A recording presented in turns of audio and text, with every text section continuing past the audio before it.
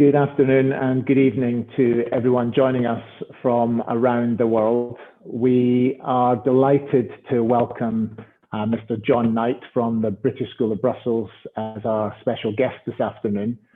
We're joined by participants from around 35 different countries this afternoon and this evening, which I think tells us one thing and one thing only, that world-class education is a priority for all of us, including those clients that we're representing and their families.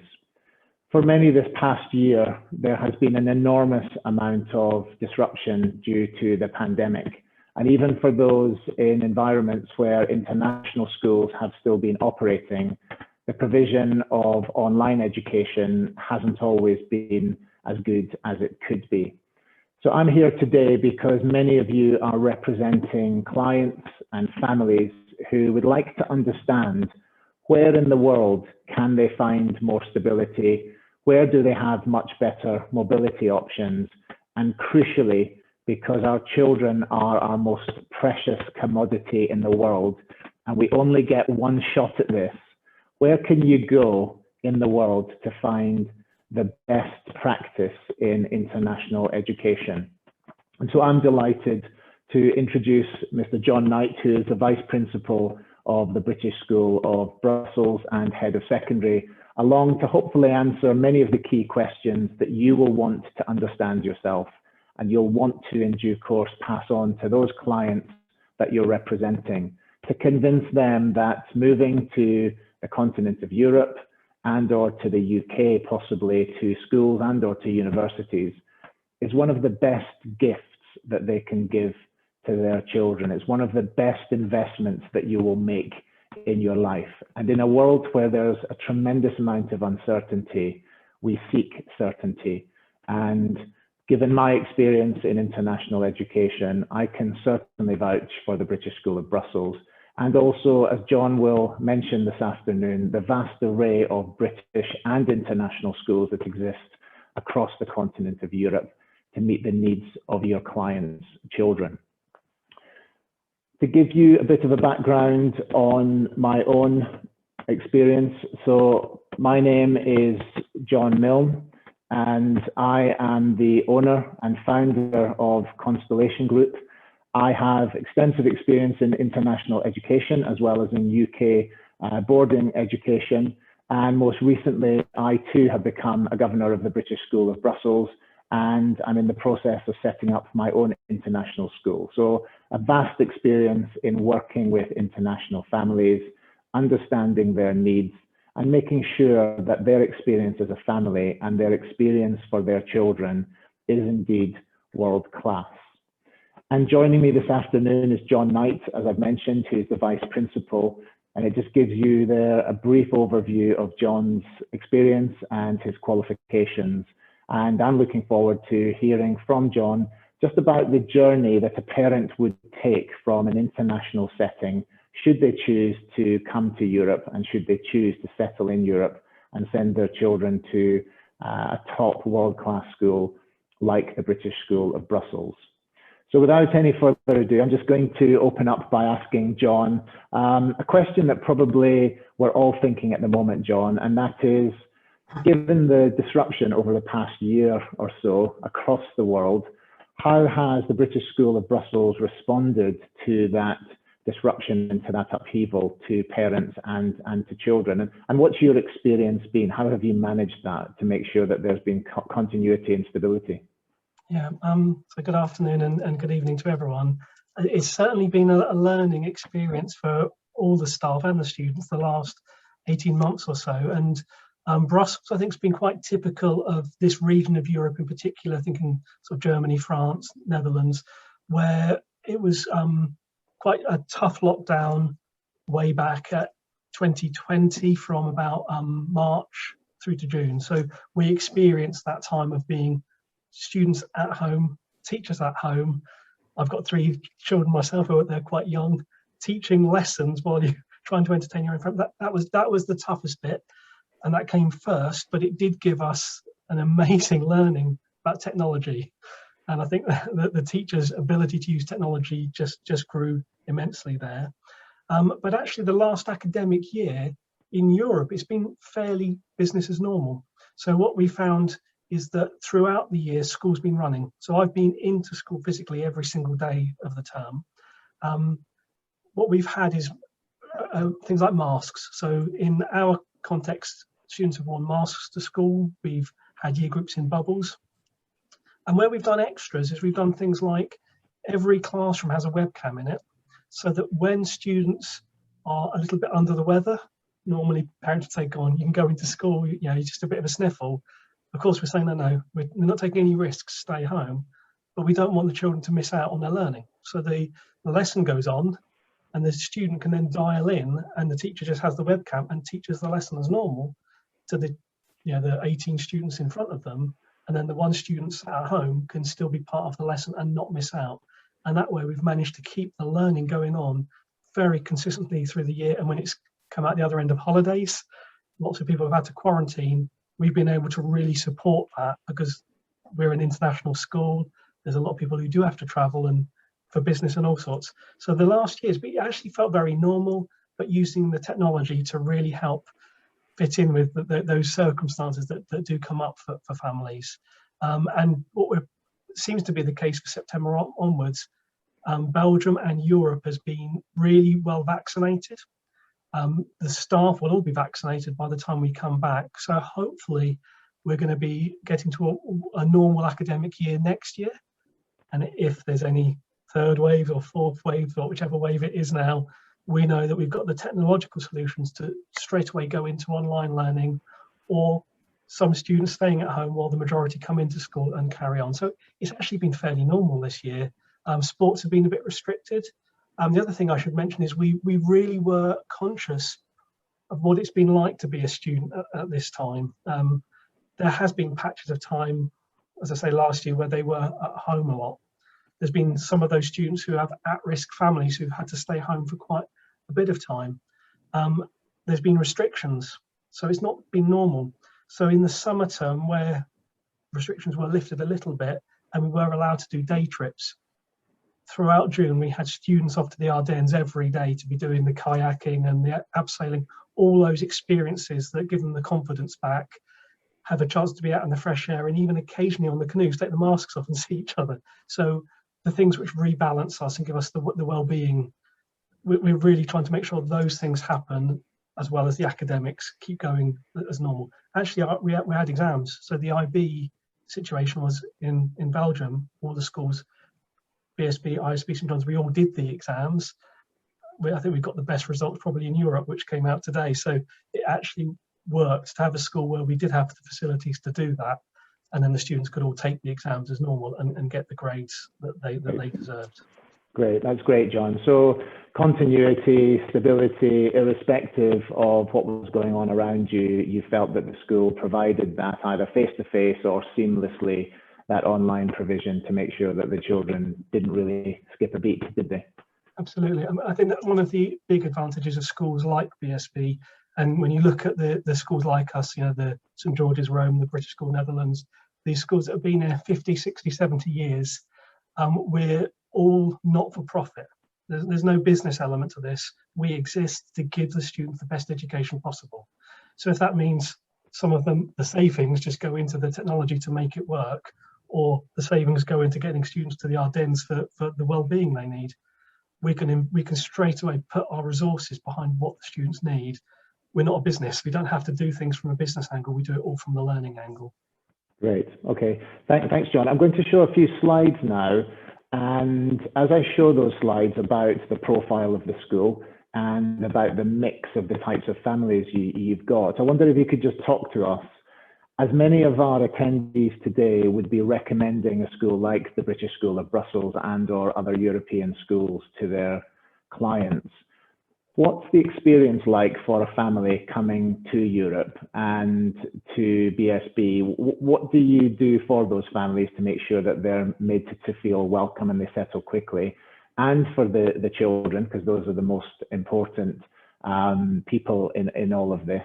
And can you talk a little bit as well, just about the mix of families that you have at BSB in terms of it being truly international? Yeah, and I've been here since 2006. I've been here a while at the school. When I came, it was a more British population. We had about 70% British students in the school. Now it's 30%.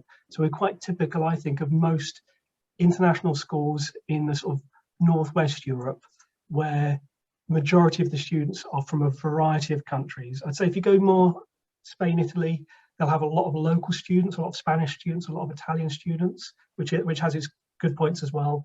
But I'd say around schools like BSB, similar schools, they're very international. So the makeup is very international. And students will typically stay in the school 3 or 4 years. So I think one of the easiest things about the school is it's a school where the culture is that you're not here forever. When I went to school, everyone in that school stayed in that school for the 7 years, and no one new came, no one left, and it would have been quite hard to integrate. Whereas at schools like BSB, there's a steady turnover. So in our year 10, for example, there'll be about 25, 30 new students joining in September. So you don't feel like you're coming on your own. That's the first point. But then we do have some things in place. Schools like us will definitely do things to make that experience as easy as possible. We'll give the new student a buddy. So we'll pair them up with a friendly student who will really go out of their way to look out for them. Where there's a language buddy, we'll make it. So it could be, we've got quite a number of Turkish students or Korean students or Russian students. And then we'd find another student who's got the same language to be their buddy, so that they've got a friend who can also talk in their home language to straight away put them at ease. With families, we have a brilliant organisation, the Families of BSB, and the families will welcome the new students in. The families will make them feel settled. One of the great things at the school, you saw that video at the start, people who came in at the beginning, showing all the sports and drama and music and all these different clubs and opportunities. And we would really encourage the new student, what are your interests? Let's get you into something, because we see it with the sports at the moment in the European tournaments. It's a great common language. People can have that sport interest in common, that musical interest in common. So students will get into a club, they'll find friends through that. So there's loads of things that make it quite easy for a student to be new to the school. It's also a very friendly school. And our ages, we go from 1-year-olds up to 18-year-olds. So it's not like my experience of joining secondary where I was 11 and everyone's bigger than me and you feel little. When you come to BSB or other schools like us, I think it's a great thing where all the schools are on one campus. And you'll see my little Alice, age 3, as you walk around the school. And that gives the students a lot of confidence, a real family feel. And where a new family has 3 children, they'll all see each other. They'll all come to the same school, the same drop-off, and they'll all have each other as well. So I think there's loads of ways to make joining the school very, very easy. Thank you, John. It's really comprehensive. So as I suspected, what you're telling me is that your core business is effectively nurturing families and allowing young people to flourish. I mean, that is your business, isn't it? Everything that you do is directed to making sure that first and foremost the family feels welcomed and settled, and ergo, if that is the case, then the children are going to feel more secure and they're going to want to learn and they're going to therefore flourish as well. 100%. And I think that's our whole reason for existing. It doesn't need to be a British school of Brussels. It came about because there were lots of expat families coming to Brussels. You might be posted for 3 or 4 years. It's hard to find a school where your children who might be English speaking could fit in. So we exist for those expat families, those families who are mobile and move around. And then those children, and now of course it's so international that whatever their language, we want to make it very easy for them to come. And the beauty is now there's, I think the figure is it's 10,000, nearly 11,000 international schools in the world. So many of them are British international schools. It's grown hugely. So we find now that any family moving on, there's a British school for them to go to. So their journey just carries on seamlessly. They'll arrive, they'll already be very familiar with our style of school. And then when they move on, there's a ready-made school in any city in the world for them to go to. That's great. Thanks, John. So John, moving on, because we're starting to use different terms here, international, British, IB. etc. So for the benefit of our attendees who will have to understand themselves, many of them, and clearly will then have to pass this information on to their clients, how would you describe the difference between international schools versus solely British schools? And perhaps if you could then go on to explain maybe what the different types of examinations ultimately the children would have to take as a consequence of going to those schools, and then we can go on and talk about university destination. That's quite a complicated question, and I've been reading lots about it. The fact that it would have been an easy question to answer, I think, in the 1980s, and there we'd have said, well, there's these international schools that have been founded for expat mobile families, and then they would either say, let's have a national system to make it quite easy for us to base the school on, and you get American schools, British schools, and so on, or we'll try to make it nationless. We'll try to make it sort of international. I say that's changed now, and you do get a lot of overseas schools where 80%, 90% of the students are from the local community, so that they're international, but actually they're just a very great independent school teaching in English. The difference, I'd say, so we've got locally, we've got ISB, which is a great school. We've got BSB US, which is a great school. They've both got very international student bodies. Often the international schools have a slightly more American angle to them, if they have anything, whereas of course we're unashamedly, we'll have a British side to us. So what we do is we try to have our roots in a national system, which is the system in England. That means that for exams, for qualifications, we know that we've got something very robust, something very well regarded. So we know we've got something we can deliver, which will always have quality behind it. And we also know that there's brilliant practice in the UK around pastoral education that we can make sure we replicate. So it's a tricky question to answer. I'd say often international schools and British international schools, I'd say normally the British international schools will use the English curriculum as a basis, and they'll use some of the culture and the ways of doing things from England as a basis. International schools will probably use the International Baccalaureate as their framework in most cases, but you still get very international student communities in both types of schools in Europe. Whereas if you were to go to Southeast Asia, to Middle East, you'll probably find that the students attending are much more local students attending, even though it's called an international school or a British school. Yeah, great. Okay, thanks, John. And we'll return to this in a few minutes when we talk about where do the students go from BSB in terms of university destinations around the world. But just building on this development of the individual child. So we've talked a bit about the academic and the examination that the students will follow. In terms of the co-curricular provision, why is sport and music and drama and art and outdoor activity important in terms of holistic development of children, and how does the British School of Brussels and or other international or British schools in Europe really encourage that development in a young person these days? Yeah, I'd say pedagogically, philosophically, I'd say our belief is that if students can be happy and grow in confidence, they'll do well in the classroom as well as outside the classroom.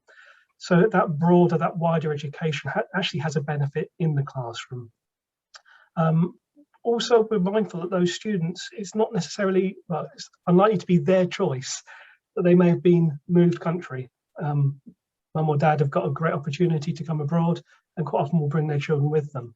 So we need to make sure that all those things that are their interests and their passions are catered for. So we actually have as broad as possible an enrichment program, which will be music, drama, sports, and all sorts of enriched curriculum activities, so that students, whatever their interests, whatever their passions, we can develop them, and they don't find they move countries and then they lose out on something that was really the thing that they were passionate about and that really made them tick.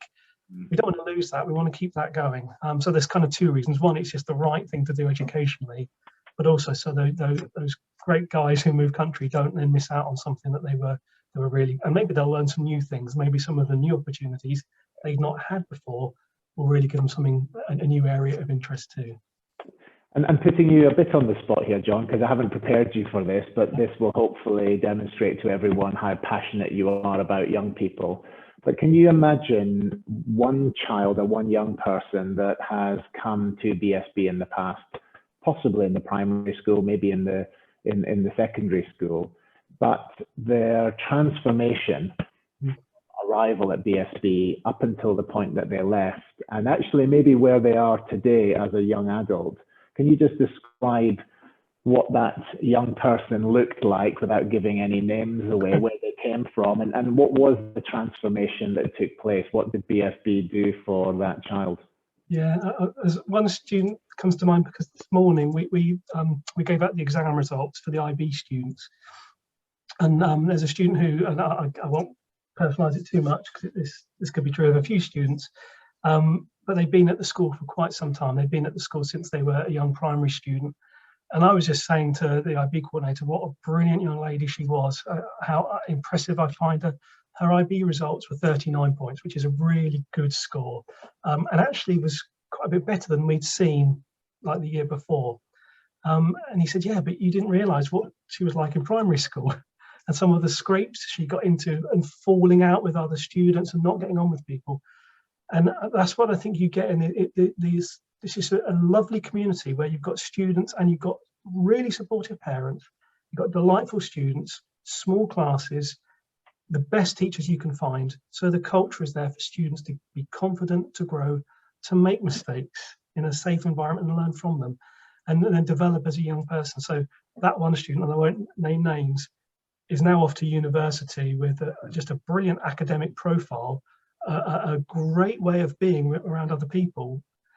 And actually, I think if they'd perhaps gone to some of the schools I've worked in the past, they might have found that the scrapes they were getting into just kept being troublesome for them, rather than having a culture where they can make mistakes and grow and learn. But honestly, there's dozens of stories like that where students are able to be themselves and grow. And again, this is a student who actually you see getting stuck in sports. They're doing things. They're captain in clubs and activities. The Duke of Edinburgh Award, which I don't know if people in the audience would know about, but a brilliant way of students growing as a young person through expeditions, through volunteering, through skills development. So the student was really getting stuck into all these areas. And then we've seen not only has she grown as a wonderful young person, but also academically, the results are through the roof through her journey, because the whole thing is what makes a student successful. Yeah, that's great, John. And we've talked obviously about the successes of students in terms of their academic and co-curricular outcomes. But if you were a parent or an attendee on this webinar and you had to say to a client, this is a wonderful opportunity, but the client said, yes, but my child doesn't speak English, they haven't been in an international school setting before, even in their home country, and they lack a bit of confidence, they're not going to enjoy it. In terms of English language support, and indeed even academic support, because in primary school in particular, we're not all the finished product, nobody is. What sort of support would a family expect for their children if there were some gaps? Yes. So I guess the big one is English, and you would think, British School of Brussels, it must be that everyone's there just solid English speakers. They're not going to have any problems. And then if we have a new family without English, are they going to feel like a fish out of water, if you excuse my expression there? But actually, it's nearly half our students don't have English as their first language. And an awful lot of those will come to school where their previous schooling wasn't in English. So they are used to being in a French-speaking school, in a Dutch-speaking school, in a Mandarin-speaking school. So they'll come here and they'll either know no English or a very little bit of English. Now, what we've got support teams. So there's we call it EAL. So I'll try and talk through a few acronyms in a minute, but EAL is English as an Additional Language. And there's a team that works kind of academically and pastorally to make sure we assess the student, we know what their needs are, and then we'll have an extra program for them. And typically the student will start outside of some lessons to be given extra English help. So they won't go to their English lessons when the other students do, it wouldn't be much fun for them. They won't go straight to subjects like history or geography, where there's a lot of listening, a lot of reading, a lot of writing. It would bash their confidence. But what they can go straight into is subjects like sport, the PE, art, music. There's subjects where they go and perform, and even if their English is very, very limited, they understand what's going on. They learn by doing the subject, they learn the subject and they learn English. Actually, in maths, I'm a maths teacher, and the new students who don't speak almost any English, in maths they do brilliantly because there's a whole language of maths there. So the students can feel integrated, that there's several subjects they can do, but they also feel supported, that there's a kind of withdrawal classes where there might be 4 or 5 students at a time, dedicated English teachers to really do an English program. And what they'll do is they'll do an English program, but also they'll be building in some of the history and geography, some of the subject knowledge that they would be missing, so that they're catching up and they're getting ready for when they go into those classes. So that's how we support them with the English. And the other thing, and I didn't answer one of your earlier questions, which was sort of international versus British school and the sort of the qualification, the academic route. And I say that's another reason, another way we help students. So just for people watching, there's 2 main pathways I'd say that you'll come across, both in international schools in Europe and around the world. And most schools will either do the International Baccalaureate, and that's a very good system. And what it does is it keeps you broad, and it's based on some of the European systems, the baccalaureate systems in Europe. So it's very popular actually in international schools in Europe, I think, for that reason. You have to do 6 subjects, you have to do 2 languages, you have to do science and maths. So it's quite deliberate, and it makes you stay broad, which universities in Belgium and places will understand. The other system, which is an English qualification, is called A-levels, and it's known as advanced levels. And there it's very different. You just do 3 subjects. You can do 4, but typically you'll do 3 things, and there's no restrictions at all. So you could do maths, physics, chemistry, and nothing else, if you know that's the pathway you want to follow. So there's 2 main choices that the schools will follow. And for families that anyone on the panel, anyone watching is advising, I say an advantage of some schools like BSB is we do both. So that, again, we're here, that family that's arrived, they've got 3 children, the children are probably all very different. We try to make sure we have a pathway that will suit any student. The IB is brilliant, it doesn't suit everyone. A-levels are brilliant, it doesn't suit everyone. By having both, I think for those students, maybe where their languages aren't so strong and they want to focus on other things, they can do through A-level. If they're a good linguist and it grows, then they can do that through the IB as well. We also do a qualification called the BTEC, and that's a more British system, and it's all portfolio based. So you build up your work as you go. So most of our students do the IB or do A-level, but if they are clever students who just don't perform in exams, you learn 2 years worth of work and then in 2 hours you have to try to remember it all. Doesn't suit everyone, and they can do this more portfolio based work, and that's really good for the UK. It's also good for some universities in the Netherlands, but it's not so known worldwide. So it still gives another pathway, but I'd say A-levels and IB are the main 2 that you'd come across for families moving to Europe. And John, we've talked now about how you mould those students into fine young adults ready for university life. I wonder if you could talk a little bit now for our attendees. Where do the students go to after BSB? What's the range, and where are they typically located around the world? Yes, so UK is still very popular. British School of Brussels, it's natural that would be the case. You can see the statistics there that it's kind of a Brexit effect, that it's shrunk a little bit. But still, over 60% of students will be going to the UK. One thing I think is quite interesting, and this is one of I think the big advantages to whether it's an independent school or an international school, and the advantages we give. UK average for going to university from a UK school is 30% of students go on to university.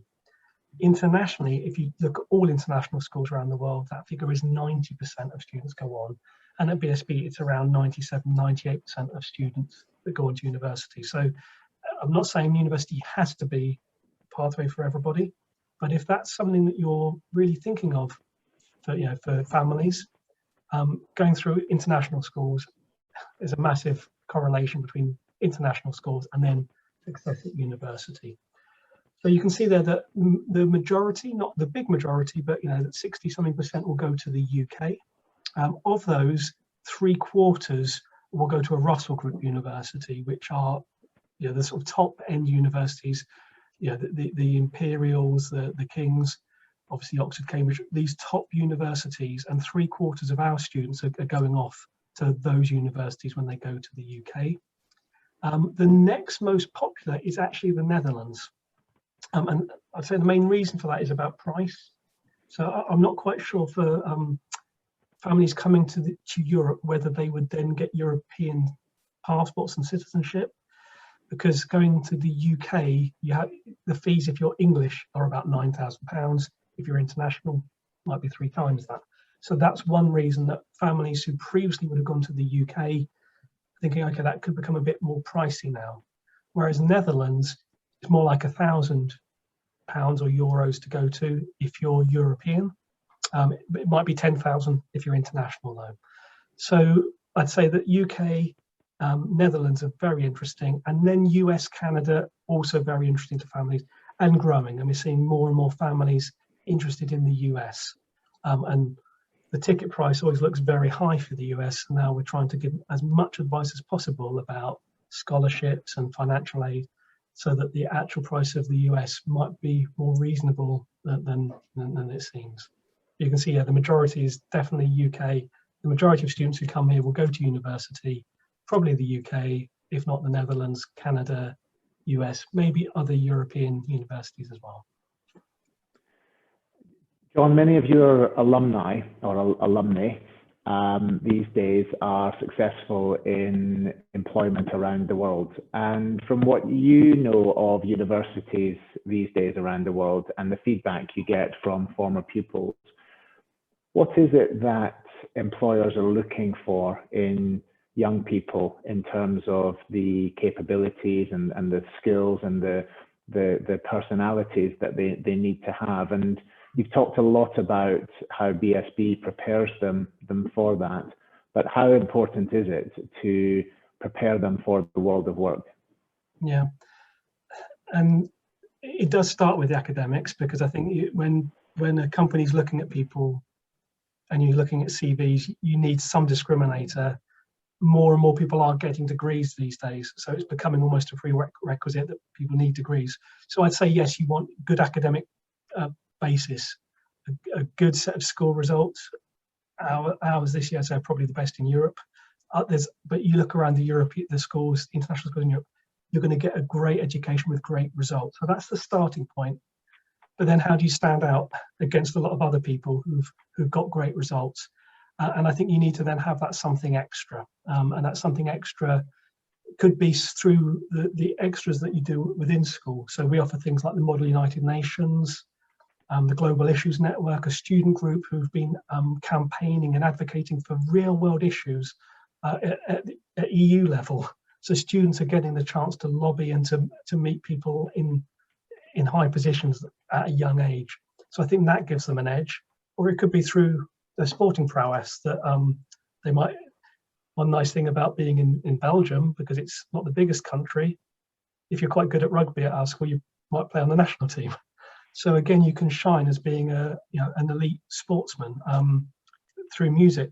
Maybe your first violin in the school orchestra, and that gives you another reason just to stand out. So I'd say it's the academics plus, and it's also what kind of a person you are. And these days, more and more, through the interview process, through showing you've got the emotional intelligence, the empathy skills, is everything that artificial intelligence and sort of robotics hasn't got, because that's the thing that's taking over. So the jobs are shifting, and what people will be looking for is those extras, those differences, the creativity. So that might be a reason to do things like the IB, where they encourage you to do an art subject, where we do creativity action service and you're encouraged to do something creative. And I think that's what makes students really stand out. Yeah, thanks, John. So just for our attendees, we're coming towards the end of the session, probably got about another 10 or 15 minutes to go. If you do have any questions, please do pop them into the Q&A channel and I can answer those or ask those of John. If we're not able to answer all of the questions, then we'll get the answers to you after the actual webinar, but please do populate those with any questions that you might have. We will be following up this session with a specific session for parents, and we'll also be having further sessions on what university entry into European universities looks like as well, and more details to follow quite soon. But John, as we focus in on, we've painted a picture of how great the opportunities are and what wonderful opportunities exist. For a client overseas thinking, is my child good enough? Can you just talk a little bit about the admissions process and what that looks like, what's taken into consideration when making judgments about young people? An interesting way to phrase it, isn't it? Is my child good enough? And I can see that, because in the UK schools, these brilliant top independent schools, there'll quite often be selection criteria, and you'll have to pass entrance exams for the children to come in. I'd say the schools that we're talking about today in Europe won't be like that, and the reason is it's what's our purpose? We're here for those families that move, and it's not the child's fault that the parents have had to relocate because of work. So if we then said, well, if you do this test and if you fail, you're not in, that would be pretty tough on the child. But you said, are they good enough? And I'd say the word good is an interesting one, because we have a culture here, and the culture is about being respectful and about being kind. So I think so long as the child is good, they're a good, nice person, we'd find a place for them. Whether their English needs support, whether they have learning needs, dyslexia, dyscalculia, ADHD, if they have some needs that way, we'll find a way to make it work. But if they're not good, as in they're actually disrespectful and not nice in that way, that could be the barrier to them coming in, because we've got a great thing going on here and we wouldn't want to change the culture that we've got of just wonderful young people who are really striving for the best academically. So there's this great culture. So yes, the sort of the admissions process, it wouldn't really be about ability, it'd be about suitability. You know, do you fit the culture and ethos? The fact that the families want to come here suggests that they probably would have that mindset, they would have that support. They're drawn to an international school where they want to be part of that variety of cultures. They want their child to meet different cultures, religions, be hearing things in different languages all day. So the fact that the family is attracted is a pretty good indicator they'd probably be the right fit. So the interview process is actually about making sure the support's in place. Do we choose the right second languages for them? Do we make sure they know about the right clubs and opportunities? So the process is more about making sure we support the family in coming in, rather than putting up pass-fail type barriers. And I think that would be the typical experience a family would get for any school in the region of coming across, is the school would be welcoming. They'd want to find out, are there any needs there, to make sure that they can set the child up for success. They could put all the support in place from the off. But I don't think it's rare that there would be tests to get in. And the only exception I think would be when the child is older. So if the child is 16 wanting to join the IB program or the A-level program, we would want to look at what's their academic profile like, because we want students to be successful. If a student, for example, was the worst mathematician in their school, we wouldn't then say, well, let's put you on the hardest maths program possible. That's not going to be any help for them. We'd want to try to make sure the program we put them on was something they'd be successful in. So we might have a couple of math science tests to help them in, and I'm not sure if other schools do that. I think that's a bit of a BSB thing, just to try to help students get on the right course. But we'd always have a route for them, and it's about trying to make sure they're on the right route. Thanks, John. And a key question, I suppose, fees. I'm putting the fees up there because it's important that people understand the cost of international schooling. But what I would say from my experience is that some of these fees are not too dissimilar to many of the international schools around the world. So there shouldn't be anything too surprising. And perhaps rather than dwelling on this one of the nice lists I like to look at is this one, where it actually tells you what the families are getting in addition to everything you've discussed and quantified. In reality, parents are getting tremendous value, not least of all because the schools, whilst they want to remain profitable, simply to be able to reinvest in the teaching staff and the facilities and the resources, ultimately it's about giving the best service that they possibly can for young people. So in terms of fees and offer, maybe just a few words on your perception of how much value you feel a family will get from BSB and how this compares to, in your experience, other international settings. Yeah, so you're right that the, excuse me, I'm losing my voice a little bit. The fees at BSB, I think, are pretty typical, certainly in Brussels. I'd say in places like Switzerland, it can be a bit higher. France, Netherlands, Germany, it's much the same, except in the Netherlands, there are some schools which are called international schools, which are state sponsored. So they'll come in, so you'd get like BSN, ASH, so they're all in The Hague. There's ASH, there's ISH, and there's BSN. So British school in the Netherlands, superb school.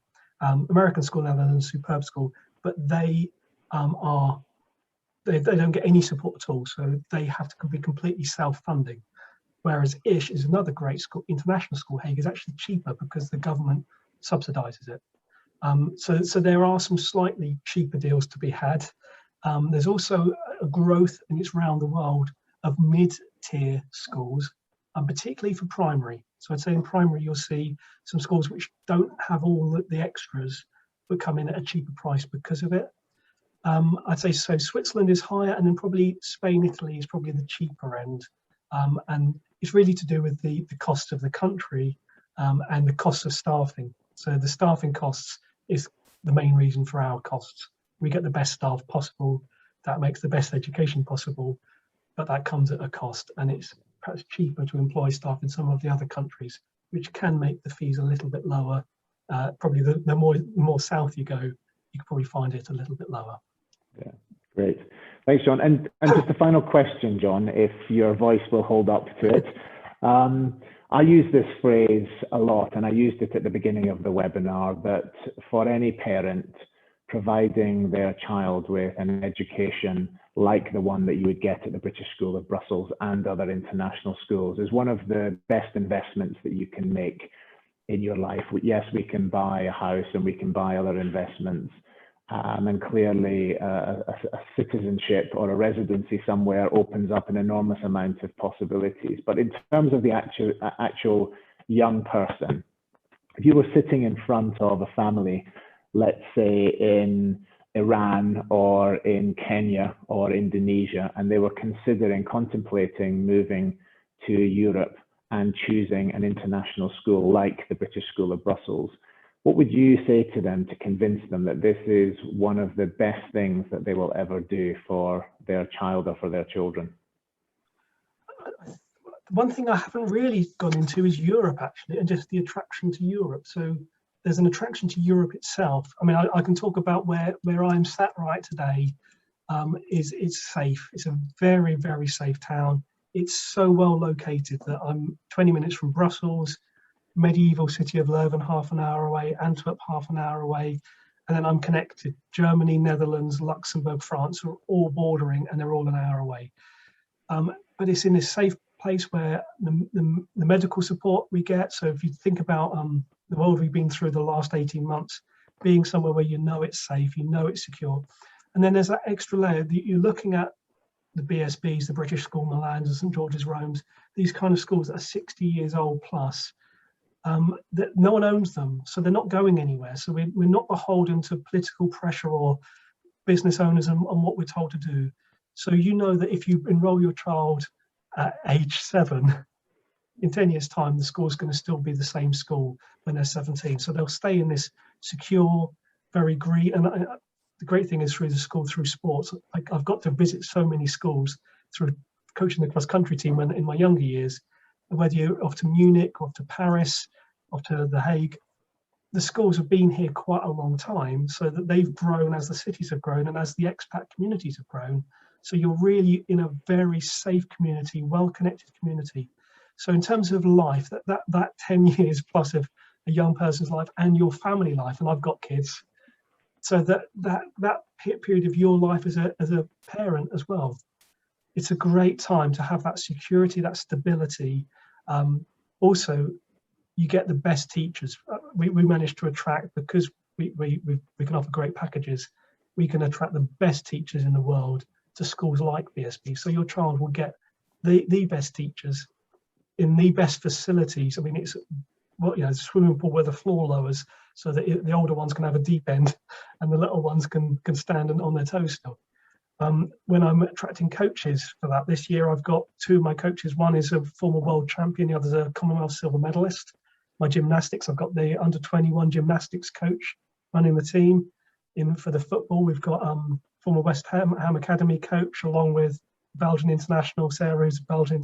So you're bringing the very best of staff, of coaches, of facilities, and then you can see that through the very best of academic outcomes. So students, our IB average today was 40 points, and I can't find another school that's got that. And that's not just us, that's these kind of schools you get in Europe will get great academic outcomes, getting off to the Oxfords, the Cambridges, the Russell Group universities, and knocking on the doors of the Ivy Leagues. We've got students off to NYU, to Tufts, to great US universities last year. Plus the network they make. The students that they rub shoulders with will be of 70 different nationalities, of all these different languages, all these different cultures and religions. So they'll grow up to be such a genuinely well-rounded person who really does have a great international minded outlook. And as these students do leave, these days they stay in touch through the internet, through their social media, even through games. They stay in contact. So you grow this great network around the world. And that's the thing we're spotting with our alumni now. The younger alumni are just so connected to each other, and they've just got this network. Anywhere they go in the world now, they'll have a BSB contact. Or it might be through the sports tournaments that their contact is actually a BSN student, and that's their friend that they've played all these tournaments against. And then when they go off to university or to start work, wherever they go in the world, they've got a network. So yeah, it is, the price is, I really do understand the price and where you need to look at different schools to find the right fit and the right price, but the offering you get really is second to none. Yeah, and I think the statistics bear that out. I mean, I believe that in any international school, or most international schools, the ambassadors that you get out of those schools are impressive, and the sorts of young people that you would look at and think, I wish they were my child, and you really do feel you get tremendous value for money. But I think at the other end of the spectrum, the reality is that it used to be, I think, 1 in 4 global leaders had some form of British education, whether it was high school or undergraduate degree. I think it's something like 1 in 5 global leaders, either prime ministers, presidents, etc. But certainly in industry, I think if you've had that experience of a British school or an international school education, and then a very high quality undergraduate degree, it really does set you up nicely for the rest of your life. Hence, I feel it's one of the best investments that you can make for your children. So John, thank you very much. We've got one last question coming in from one of our attendees, and it's in relation to, do you have many African students at BSB, and typically across Europe, do you see a general percentage of a school populated by Africans in general? I think you could probably go by the location of the schools to get an impression of that. So certainly we have, I think because of Brussels, and you can think about Brussels and its connections to the EU and the number of embassies we'll have here. And so I think Italy will be similar, because there's lots of the UN agencies around sort of Rome, places like that. So you could probably work out by the country, but I know, so my George, who's in year 2, and his best friends He's got best friends from South Africa, from Kenya. So we get I'd say we get quite a few South African students, quite a few Kenyan students, and we'd get from several other African countries in small numbers. So we do get quite a lot, but we're no necessarily one predominant country. Probably South Africa is the main country where we get students from, and then more Northern Africa as well. So quite a few Moroccan students, Egyptian students, and I guess Turkey's moving too far away to be counted, but we get an awful lot of Turkish students as well. Okay, great, John. And I think it's safe to say, and as a governor of the British School of Brussels, we're preparing for this by investing in the pastoral provision within a school. It's something like a quarter of ultra high net worth individuals globally will be seeking some form of other residency or citizenship in the next 2 to 3 years. So one of the unintended consequences of the pandemic globally is that there are many families looking for better mobility and better education opportunities for their children. And so schools are ready for this movement, and I think already in a strong position to receive them and do an incredibly good job by those families. So thank you so much, John, for giving up your time. I know that you've dashed from having given out results, which is never an easy thing to do, but I appreciate you giving up the time to speak to us today. And I know that you're very happy to join us again, as is Melanie, the principal of BSB, for our future session to parents. But I'm really grateful for your time and your effort. Thank you for joining us. If I don't speak to you, have a fantastic summer, and hopefully we'll see you on the Zoom at some point in the near future.